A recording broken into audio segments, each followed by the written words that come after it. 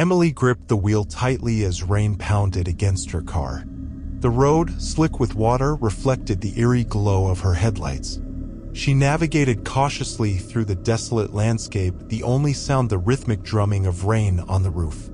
Unbeknownst to her, a shadowy figure emerged from the mist, a phantom silhouette dancing at the periphery of her vision. As Emily rounded a bend, the figure materialized on the road before her. A faceless specter, its presence sent shivers down her spine. The car skidded on the wet asphalt, spinning out of control. Time stretched, elongating each heartbeat as memories flashed vividly before Emily's eyes. Childhood laughter, the warmth of a loved one's embrace, and then an unsettling darkness. The car teetered on the edge of a precipice. Emily's breath caught, a cold sweat coating her skin. In that suspended moment, the faceless figure approached, whispering chilling words that echoed through her mind. "You've reached the crossroads of fate, Emily. Your choices echo in eternity." The car plunged into the abyss below, and Emily found herself suspended in a surreal void. Whispers surrounded her, a cacophony of lost souls. As she floated in the emptiness, a flickering light appeared in the distance. Emily's senses returned with a gasp as icy water rushed into the car. The surreal void evaporated, replaced by the chilling reality of her submerged vehicle. Panic set in as she fumbled with the seatbelt, disoriented and struggling against the rising water. As she clawed her way to the surface, the rain still pounded, blending with the sounds of her desperate gasps for air. The car had come to rest on its side, and Emily managed to crawl out of the shattered window, adrenaline coursing through her veins. Shivering in the rain, she scanned the desolate landscape. The faceless figure was gone, but an unsettling feeling lingered. The rain-soaked road stretched endlessly, and Emily began a disoriented trek, hoping to find help in this desolate place. As she stumbled through the darkness, a distant light flickered on the horizon, a solitary gas station. Relief washed over her, but with each step, the light seemed to dance elusively, playing tricks with her weary mind. The gas station emerged like a mirage, its flickering neon sign spelling out "Last Chance Fuel."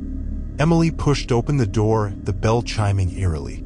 The silence inside was deafening, broken only by the erratic buzzing of a faulty fluorescent light. Behind the counter stood an old man, his eyes weary but perceptive. "You're not the first to find salvation here," he muttered cryptically. Emily, still shaken, managed to explain her ordeal. The old man listened in silence, his gaze penetrating. "Crossroads can be tricky, my dear. Some paths lead to redemption, others to oblivion." He handed her a cup of coffee, the warmth seeping into her chilled fingers. As Emily sipped, the old man's words resonated, leaving her questioning the choices that led her to this haunting encounter. Let's delve into the second story about John and his near-death experience. John found himself engulfed in a suffocating sea of smoke as flames roared through the crumbling building. The acrid scent of burning wood and melting plastic filled the air. Coughing and disoriented, he stumbled through the inferno, his vision blurred by the billowing black clouds. In the midst of chaos, a shadowy figure emerged, a silhouette cloaked in the swirling smoke. Through the haze, John saw piercing eyes and an outstretched hand. Trusting his instincts, he followed the enigmatic guide through the labyrinth of flames. As they navigated the inferno, the figure remained silent, a spectral presence leading John to safety. The heat intensified and John's strength waned. Yet, the figure's guidance remained steadfast, an ethereal anchor in the midst of destruction. Finally, they emerged into the cool night air. John collapsed, gasping for breath as the figure dissolved into the darkness. The distant wail of sirens signaled the arrival of rescuers, and John, dazed but alive, realized the gravity of his brush with death. In the aftermath, he searched for answers, haunted by the memory of those penetrating eyes. Strangers dismissed his tale as trauma-induced hallucinations, but John couldn't shake the feeling that he owed his life to something beyond comprehension. Maria and her near-death experience. Maria's heart pounded as the relentless ocean current dragged her beneath the surface. Panic set in as she fought against the powerful tide, her limbs growing heavy with exhaustion. In the desperate struggle for air, a mysterious figure appeared, seemingly materializing from the depths. The stranger, an adept swimmer, reached Maria, providing a lifeline in the tumultuous sea. Together, they navigated the treacherous waters until rescue arrived. As Maria gasped for air on the safety of the shore, the enigmatic savior slipped away, leaving only the echo of their presence. Haunted by the encounter, Maria sought answers. The locals dismissed her tale, attributing the rescue to luck.